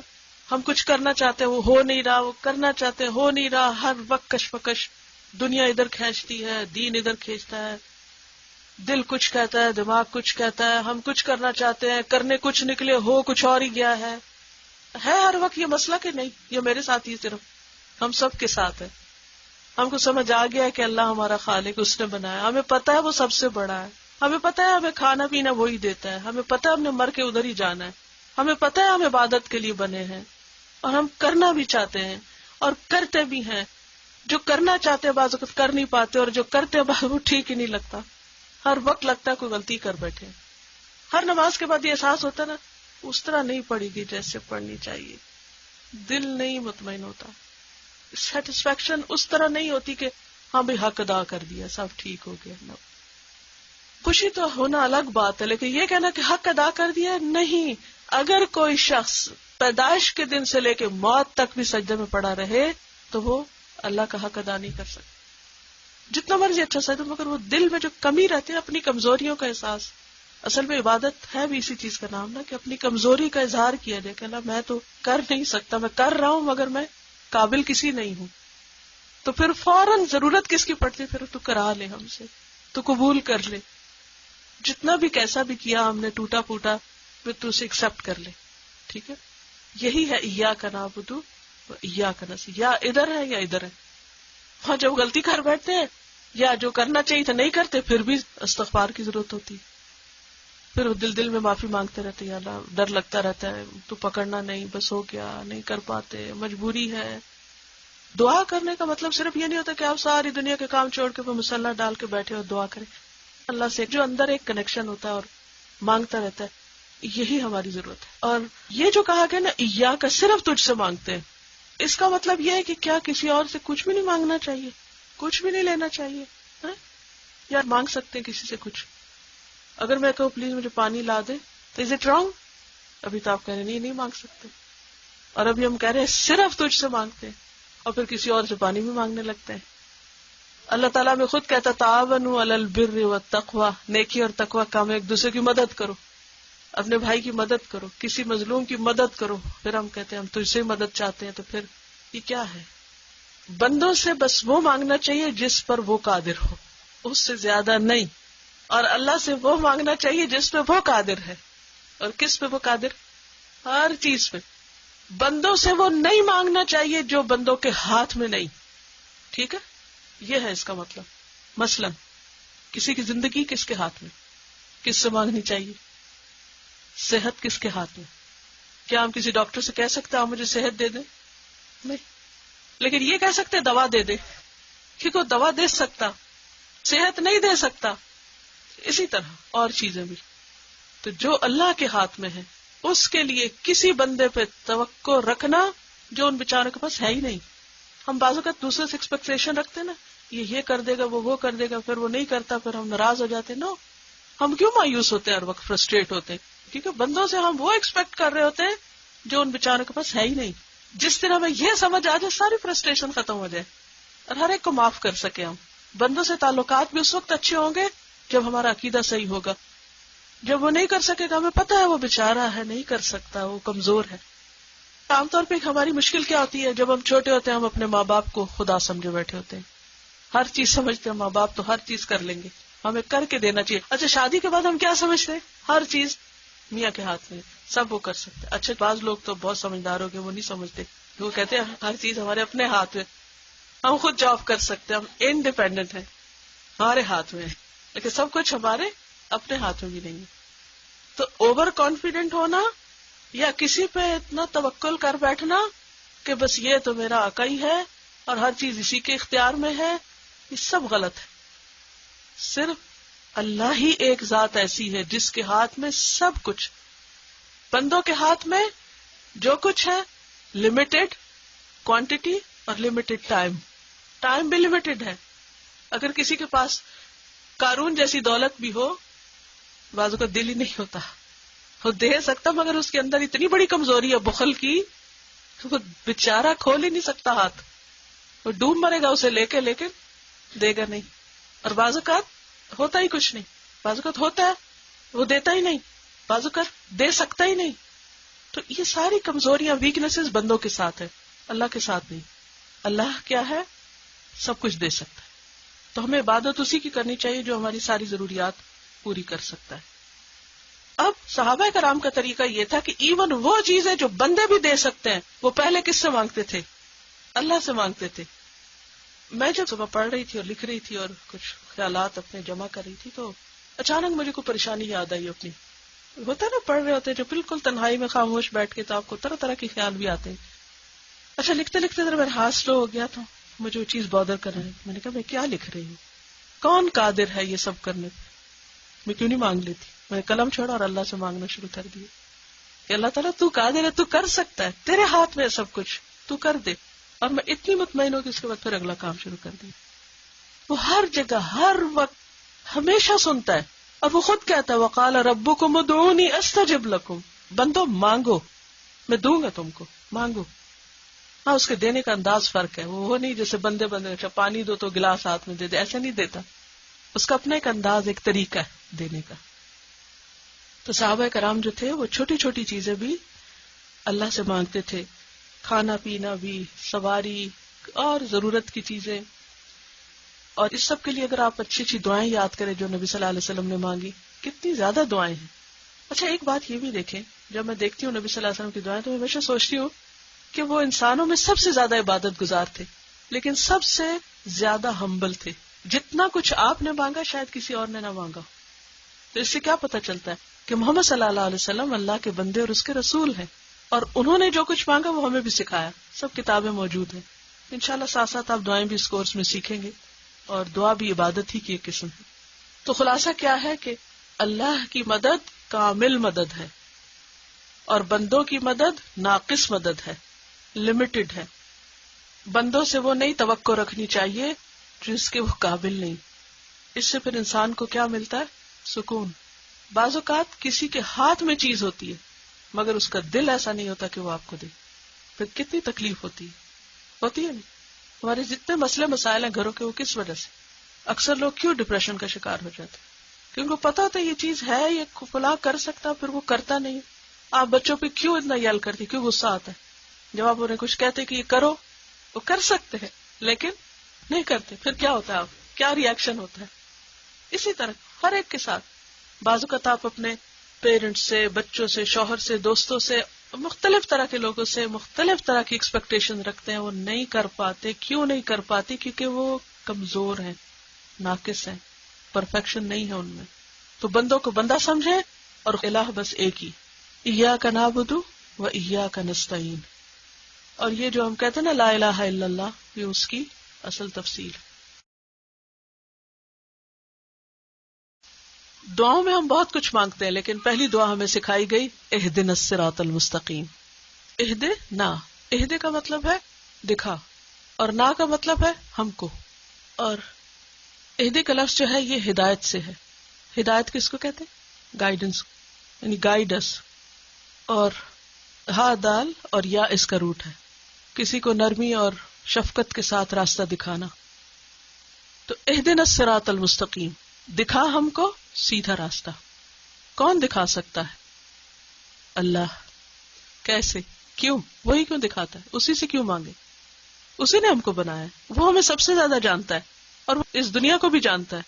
اس کو زیادہ پتا ہے کہ کدھر سے جانا چاہیے، کیا کرنا چاہیے. قرآن پاک میں آتا ہے من یہد اللہ فہو المہتد، جس کو اللہ ہدایت دیتا ہے وہی دراصل ہدایت پانے والا ہوتا ہے. سورۃ الکہف آیت 17. اور سورۃ الرعد 33 میں آتا ہے وَمَن يُضْلِلِ اللَّهُ فَمَا لَهُ مِنْ هَادٍ، جس کو اللہ بھٹکا دے اس کو کوئی ہدایت نہیں دے سکتا. ہدایت دو طرح کی ہوتی، ایک ہوتی ہے علمی اور ایک ہوتی ہے عملی. ہدایت علمی کا مطلب ہوتا ہے علم کے ساتھ کسی کی رہنمائی کرنا، یعنی صرف اس کو نالج دے دینا. اس کو ہدایت ارشاد بھی کہتے ہیں، عربی میں دلالت بھی کہتے ہیں. میں بھی آپ میں اس کو عربی جانتا ہوں اس لیے بول دوں تو کوئی حرج نہیں. اور دوسری ہوتی ہے ہدایت عملی، جس کو ہدایت توفیق یا ہدایت عمل بھی کہتے ہیں.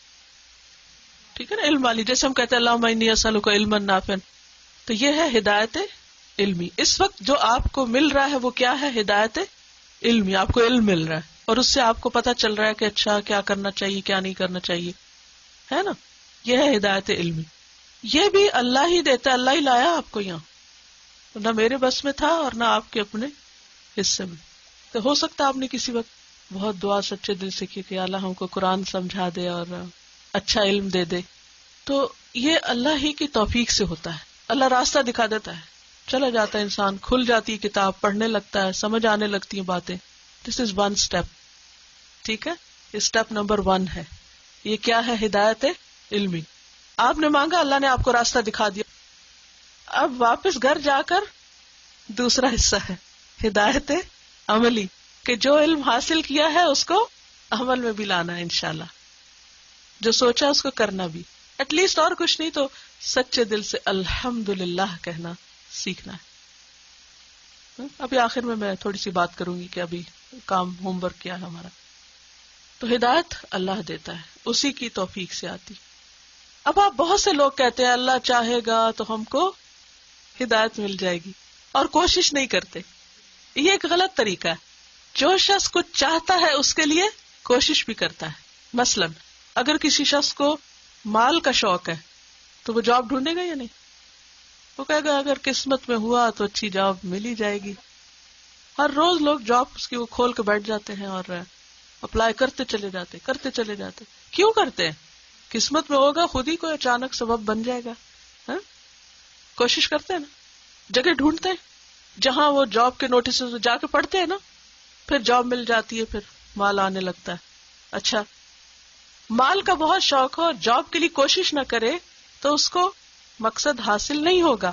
اسی طرح کسی شخص کو جنت میں جانے کا شوق ہو, سیدھے راستے پہ چلنے کا شوق ہو, اور وہ اس کے لیے کوشش نہ کرے, یہ نہ جانے کہ کہاں پڑھا جاتا ہے قرآن, کہاں سے پتہ چلتی ہیں باتیں, کیسے کرتے ہیں عمل, نہ وہاں جائے, نہ تکلیف اٹھائے, نہ کتاب کھولے, نہ لکھے, نہ پڑھے, اندھیروں میں رہے اور کہے اللہ نے اگر میری قسمت میں جنت لکھی ہے تو مجھ کو مل ہی جائے گی. بہت سے لوگوں کا یہی رویہ. تو جب ہم کہتے ہیں نا اہدنا الصراط المستقیم, تو اس کا مطلب ہے کہ اللہ ہمیں علم بھی دے اور عمل کی توفیق بھی دے. اور صراط کا لفظ جو ہے صاد را طا سے ہے. صراط کہتے ہیں کھلے راستے کو. کون سا راستہ؟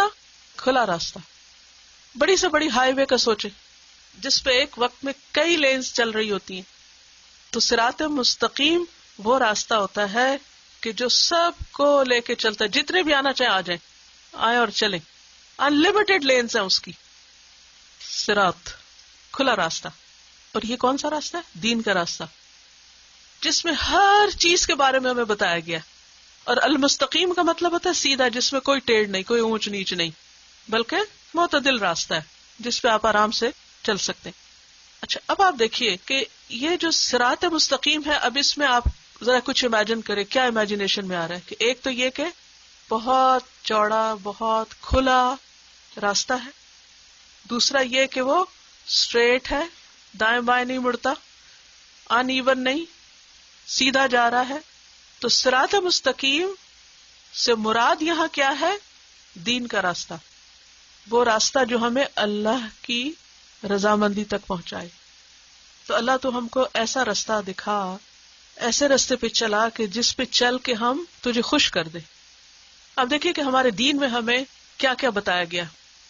قرآن میں ہمیں کن کن چیزوں کے بارے میں بتایا گیا.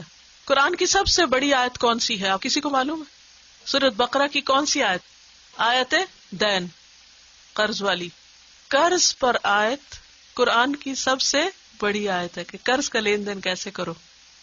تو یہ صراط مستقیم صرف جنت دوزخ کی بات نہیں کرتا, بلکہ اس میں معاش اور معاد دونوں کے بارے میں سب کچھ بتایا گیا. معاش کیا ہوتا ہے؟ دنیا. اور معاد واپس لوٹنا, آخرت. یہ دو لفظ اگر یاد کر لیں تو لمبی باتیں چھوٹ جائیں گی ہماری. معاش معاد, معاش دنیا کے سارے معاملے اور معاد آخرت کے. معاش معاد دونوں پر ڈیٹیلز ملتی ایکولی. مثلا جیسے ابھی میں نے ذکر کیا کہ قرآن مجید میں صرف ہمیں جنت دوزخ کی باتیں نہیں ملتی, بلکہ کیا ہے, قرض پر بھی ہمیں رہنمائی ملتی ہے. اور قرض پر جو آیت ہے وہ سب سے لمبی آیت ہے قرآن مجید کی. ابو ذر رضی اللہ تعالیٰ عنہ کہتے ہیں ترکنا رسول اللہ صلی اللہ علیہ وسلم وما طائر يقلب جناحيه في الهواء الا وهو يذكرنا منه علما. قال فقال صلی اللہ علیہ وسلم ما بقي شيء يقرب من الجنة ويبعد من النار الا وقد بين لكم. حضرت ابو ذر بیان کرتے ہیں کہ رسول اللہ صلی اللہ علیہ وسلم نے ہمیں اس حال میں چھوڑا, یعنی دنیا سے جب آپ رخصت ہوئے, کہ کوئی پرندہ ایسا نہیں تھا کہ جو ہوا میں اپنے پر پھڑپڑاتا ہو, مگر یہ کہ آپ نے ہمیں اس کے بارے میں بھی علم دیا, یعنی اس سے کوئی نہ کوئی عبرت اور نصیحت کی بات ہمیں سکھائی.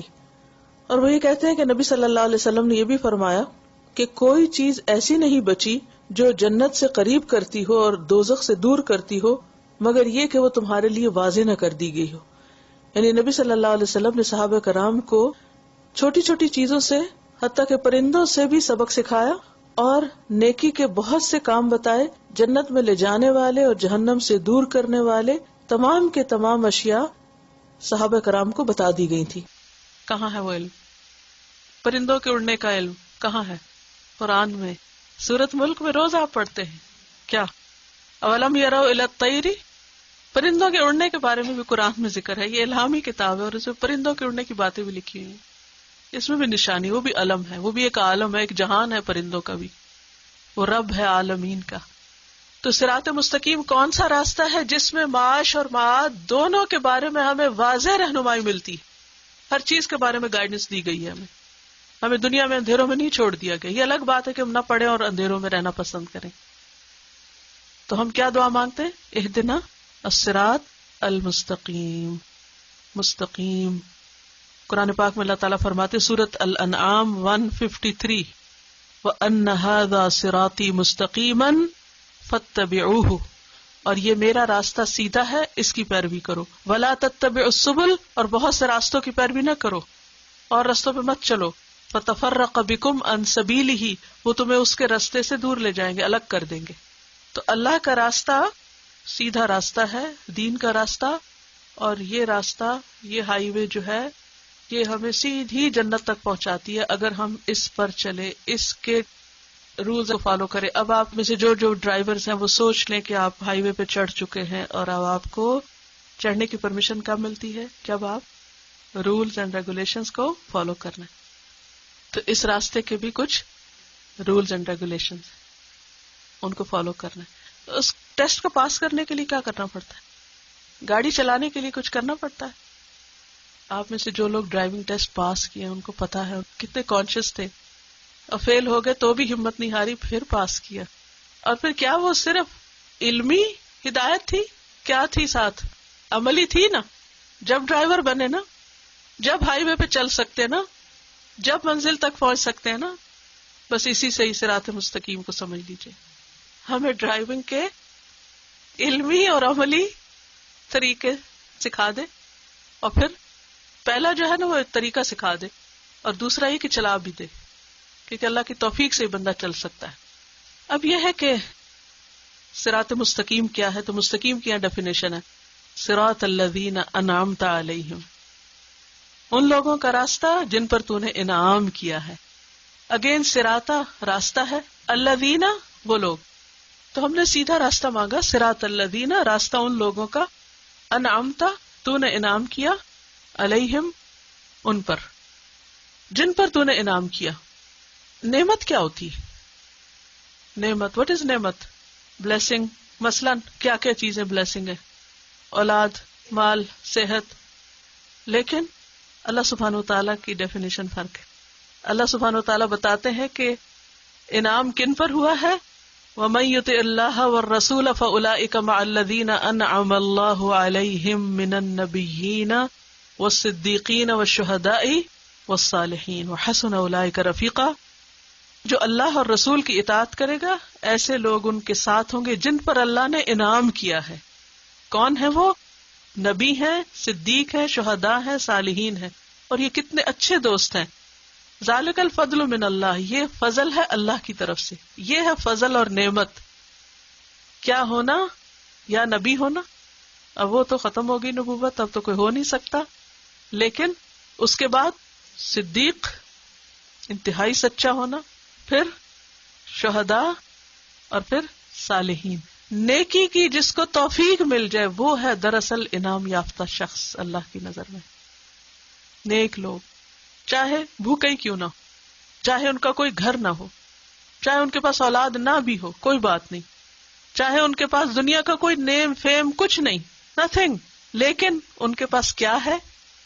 دین ہے، نیکی ہے، تقویٰ ہے، خیر ہے، بھلائی ہے۔ کیونکہ اللہ سبحانہ وتعالیٰ قرآن پاک میں دین کو نعمت کہتا ہے، الیوم اکملت لکم دینکم واتممت علیکم نعمتی۔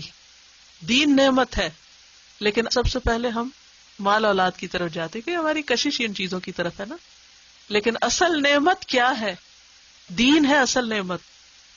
تو ہم کیا دعا مانگتے کہ یا اللہ ہم کو وہ راستہ دکھا جس راستے پر تیرے انعام یافتہ بندے چلے، اور وہ انعام والے کون ہیں؟ خود اللہ نے قرآن میں بتا دیا، وہ انبیاء، صدیقین، شہداء اور صالحین ہیں۔ اب وہ کون ہیں؟ ان کے بارے میں ہم کو پڑھنا چاہیے۔ ایک بہت اچھی کتاب آج کل آئی ہوئی ہے یہاں، companions of the prophet. Companions of the prophet صلی اللہ علیہ وسلم وہ لوگ ہیں جن پر اللہ نے انعام کیا تھا، رضی اللہ عنہم ورضوا عنہ، اللہ ان سے راضی ہو گیا، اسٹیمپڈ پیپل۔ انبیاء کی سٹوریز پتہ ہونی چاہیے، خود بھی پڑھیں، بچوں کو بھی بتائیں۔ اب ان میں سے کتنے انبیاء ہیں جن کے پاس بہت مال تھا؟ کتنے انبیاء ہیں جن کے پاس بہت اولاد تھی؟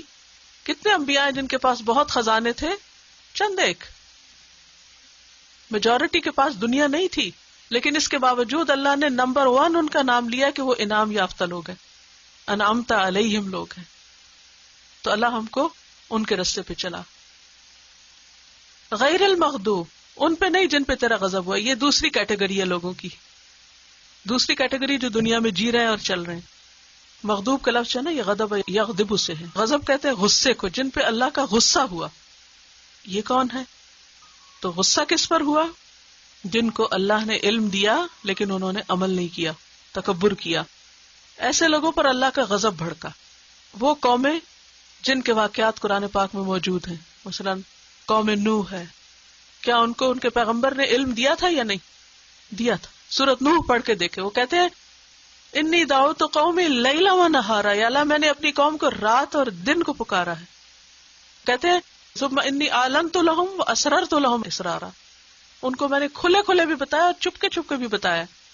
ان کو علم دیا کہ لیکن انہوں نے ہٹ درمی سے کام لیا۔ کیا ہوا؟ اللہ کا غضب آیا۔ کس شکل میں؟ اللہ کا غضب کیسے آیا تھا؟ ان پر ڈبو دیے گئے تھے۔ قوم عاد، سمود، جن کو اللہ نے نبی ان کے بیچ میں بھیجے، ان کو علم دیا لیکن انہوں نے عمل نہیں کیا، بات نہیں مانی، تو ان پہ اللہ کا غضب ہوا۔ ان کے واقعات میں بھی عبرت ہے۔ قرآن پاک میں اللہ سبحانہ وتعالیٰ فرماتے ہیں، سورۃ یوسف آیت 111، لقد کان فی قصصہم عبرۃ، ان کے قصوں میں بہت عبرت ہے۔ تو اللہ ہم کو ایسے لوگوں سے بچانا کہ جن کے پاس بہت نالج ہو مگر وہ عمل نہ کرتے ہوں، کیونکہ جب بھی انسان کو کوئی بات پتہ ہوتی ہے اور جان بوجھ کے وہ انکار کرتا ہے اور پھر ہٹ دھرمی سے کام لیتا ہے اور نہیں مانتا، تو اللہ کا غضب بھڑکتا ہے اس پر۔ اور تیسری کیٹیگری ہے ولضالین، بھٹکنے والے۔ دالین کا لفظ جو ہے یہ دال سے ہے، ضاد لام لام، دلل کہتے ہیں گمراہ ہونے کو، راستے سے ہٹ جانے کو۔ اب وہ نا ہائی وے پہ جا رہے ہیں تو آپ ایگزٹ لے لیں تو کیا ہوگا؟ گئے۔ ایگزٹ کیوں لیتا ہے انسان؟ لا علمی میں، بھول چوک کر، ایسے ہی ہوتا نا۔ ہمیں پتا نہیں ہوتا کہ ادھر سے مڑنا تھا کہ آگے، تو ہم کہتے چلو پہلے ہی لے لو، گئے بھٹکے کہاں تک؟ میلوں تک۔ تو دالین وہ لوگ ہیں جن کو نہ حق پتا تھا نہ انہوں نے عمل کیا۔ تو دنیا میں لوگوں کی 3 کیٹیگریز ہیں۔ نمبر 1 جن کے پاس علم بھی ہے اور عمل بھی، وہ کون ہے؟ انعمت علیہم۔ نمبر 2 جن کے پاس علم ہے اور عمل نہیں، وہ کون ہے؟ مغضوب علیہم۔ نمبر 3 جن کے پاس نہ علم ہے نہ عمل ہے، اور وہ کون ہے؟ ضالین، بھٹکے ہوئے لوگ۔ تو سیدھے رستے پہ کون ہے؟ جن کے پاس علم بھی ہے اور عمل بھی، جنہوں نے تھیوری اور پریکٹیکل دونوں کو ساتھ لیا اور جنہوں نے روڈ ٹیسٹ بھی پاس کر لیا، وہ ہے انعمت علیہم۔ علم کے بغیر عمل نہیں آ سکتا، عمل کے لیے علم ضروری ہے، اس لیے ہر مسلمان پر علم حاصل کرنا کیا ہے؟ فرض ہے۔ سورۃ الفاتحہ کی تفسیر پر مبنی ایک کیسٹ ہے اللہ تیرا شکر۔ تو عبادت جو ہے وہ دراصل کیا ہے؟ شکر گزاری ہے۔ جو بھی نعمتیں ہم کو ملی ہیں تو اس کی یاد دہانی کے لیے، تاکہ مزید آپ اپنے آپ کو اللہ کے شکر کے لیے تیار کریں۔ اور حقیقت یہ ہے کہ اللہ کا حق ہے ہم سب پر کہ ہم اس کے عبادت گزار ہوں اور شکر گزار ہوں۔ اب آپ کو ایک دفعہ تلاوت سنواتی ہوں۔ اب تلاوت آپ کتاب دیکھ کے نہیں سنیں گے، آپ تلاوت سن کے یہ چیک کریں گے کہ آپ کو کیا سمجھ میں آیا۔ اس کے لیے کیا کرنا ہوگا؟ کوشش کرنی ہوگی۔ کس چیز کی؟ علم کی اور عمل کی۔ علم کے لیے اللہ نے آپ کو موقع دے دیا ہے، تو گھر جا کر ایک تو آپ نے کیا کرنا ہے، اپنی نمازوں میں سورۃ فاتحہ جب پڑھیں گے تو اس میں معنی پر غور کریں گے۔ This is number 1 home work. Number 2 translation پھر دہرائیں گے، اپنے ٹاسک لکھ لیجئے۔ نمبر 1 سورۃ فاتحہ نماز میں پڑھتے وقت معنی پر غور کریں گے. Number 2 translation word to word دہرائیں گے. نمبر 3 تفسیر کے نوٹس کا ریویو کریں گے. نمبر 4 یہ جو مصحف ہے آپ کے پاس، اس میں نیچے خالی جگہ چھٹی ہوئی ہے نا، تو کسی بھی قرآن پاک سے یا خود بنا کے با محاورہ رننگ ٹرانسلیشن اس پر لکھ لیں. کہ خالی اسی لیے ہے کہ آپ پھر خود اپنے قلم سے، اللہ نے چونکہ لکھنا سکھایا تو قلم سے آپ جب لکھیں گے تو آپ کو زیادہ سمجھ آئے گی کہ آپ کیا کر رہے ہیں. رننگ ٹرانسلیشن خالی جگہ پر لکھیں گے. جن کے پاس اب آپ کہیں گے ہم پر تو انگلش کا ہے اور اس میں تو پہلے سے ہی لکھی ہوئی ہے، کسی اور نے ہمارا کام کر دیا، آپ کسی خالی پیج پر لکھیے، اپنی تفسیر کے اینڈ میں لکھ لیجئے. اٹ ول ہیلپ یو، کیونکہ میرا پریکٹیکل ایکسپیرینس ہے، جب میں کوئی چیز اپنے ہاتھ سے لکھتی ہوں، بھلے دیکھ کے لکھوں تو مجھے زیادہ سمجھ میں آتی ہے. پھر ہر آیت پر رک کر کوشچن کریں گے خود سے کہ سمجھ آیا یا نہیں، کیا مطلب ہے، what is the meaning of حمد، واٹ از للہ، واٹ از صراط، واٹ از مستقیم. ہر لفظ پر کوشچن کریں گے خود کو. ٹھیک ہے، کسی سے ڈسکس کریں گے سورۃ فاتحہ کا معنی. دیکھیں یہ سورت وہ ہے نا جو آپ سب نماز میں پڑھتے ہیں، آپ کے ہسبینڈ، بچے، آپ کے دوست، رشتہ دار، تو کتنا بڑا آپ کا احسان ہوگا اگر ان کے ساتھ آپ مختصر سا سورت فاتحہ کو ڈسکس کر لیں. عام طور پہ سورت فاتحہ کب پڑھتے ہیں ہمارے ہاں مسلمانوں میں؟ جب کوئی فوت ہو جائے. یہ سورت فوت ہونے میں پڑھنی چاہیے یا زندہ ہوتے وقت پڑھنی چاہیے؟ ان بیچاروں کو اہدنا الصراط المستقیم کی کیا ضرورت، وہ تو کر گئے جو کرنا. آپ کمپیوٹر پر آٹو ریسائٹر ڈاؤن لوڈ کر لیں، فری آتا ہے، اس پر سورت الفاتحہ کی قرات ڈاؤن لوڈ کر لیں ہر قاری کی آواز میں، جتنے بھی انہوں نے دیے ہوئے ہیں، اور پھر ریسائٹ آل سورز کو کلک کر دیں اور چلا دیں اور اپنا کام کرتے رہے. اور کبھی ایک رنگ میں سنیں، کبھی دوسرے میں سنیں، کبھی تیسرے میں، اور ہر دفعہ آپ اپنے آپ سے باتیں کریں اور پھر اللہ سے باتیں کریں. خالق، مالک، مدبر، رب العالمین، الحمد للہ رب العالمین، الرحمن الرحیم، مالک یوم الدین، ایاک نعبد و ایاک نستعین، اہدنا الصراط المستقیم، صراط الذین انعمت علیہم غیر المغضوب علیہم ولا الضالین، آمین. اگر آپ پھر ان کی ڈیٹیل دیکھیں، ایک ایک عالم میں کیا کچھ ہے، تو ہمارے تو گنتی سے ہی باہر ہے، لیکن اس کو چھوڑ کے پتہ نہیں کس کس کی تعریف ہم کرتے رہتے ہیں. اللہ ہم کو معاف کر دے. اوکے، سبحانک اللہم و بحمدک، نشہد ان لا الہ الا انت، نستغفرک و نتوب الیک. السلام علیکم و رحمۃ اللہ وبرکاتہ.